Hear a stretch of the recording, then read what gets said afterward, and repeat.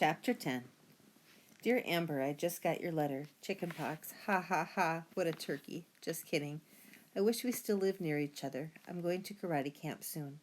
Remember in kindergarten when Vinnie Simmons had chickenpox and thought that the scabs on his arms looked like button candy? And how he was going to eat them until the teacher made him stop? Well, just remember, you can't eat your chickenpox, Amber Brown. Your friend, Justin Daniels. I really miss Justin. He makes me laugh. Sometimes he also makes me want to throw up. This letter makes me want to do both.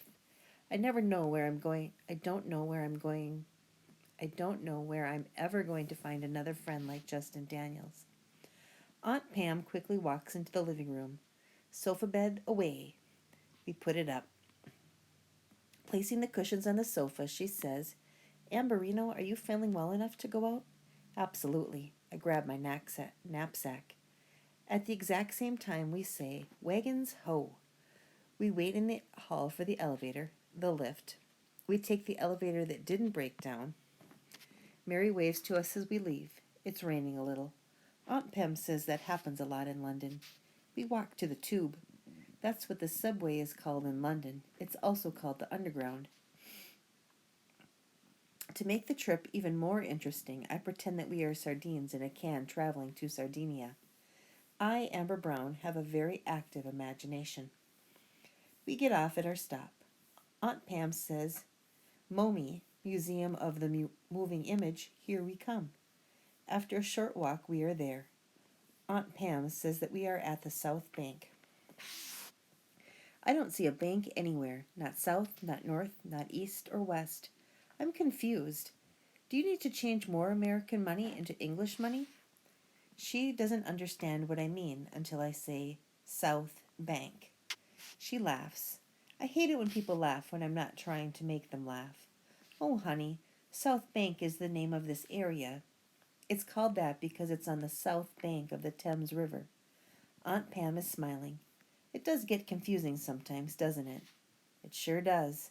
We enter, buy our tickets, and go into MoMI, Museum of the Moving Image. It's all about the movies and television. There are all these really old machines with pictures inside that twirl around. In one of the rooms, we get to make our own moving pictures. We sit down at a big round table where there's a big hole in the center where the artist sits and shows us what to do. He hands us a long strip of paper with 12 boxes in it. I draw a stick person doing a cartwheel. I, Amber Brown, am not a great artist. Neither is Aunt Pam. Everyone sitting around the table puts their strips of paper in this machine that the artist calls a zoetrope. A zoetrope. He says that means wheel of life. The machine looks like a hamster wheel with little see-through slits. We spin our wheels around. My stick person is not going to get a gold medal in gymnastics.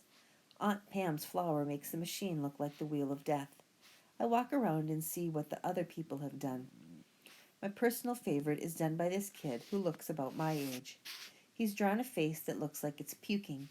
When you run the wheel backwards, it looks like the person is swallowing it back up. It's really disgusting, and I like it a lot. Justin would too. Wagons ho, Aunt Pam says.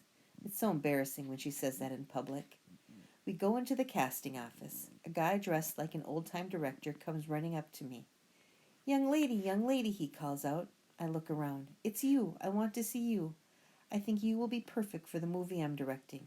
He tilts my head up. Yes, perfect. I wonder if he's directing a horror movie. A scab face from America. He grabs a couple of other kids. I become Lulabelle.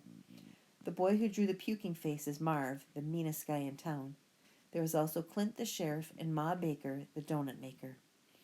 We rehearse for about a minute, and then a man dressed as an old-time cameraman pretends to film us, and everyone else applauds. I could get used to this. Wagons ho! Aunt Pam hands me my knapsack. Wait until you see the rest of the museum.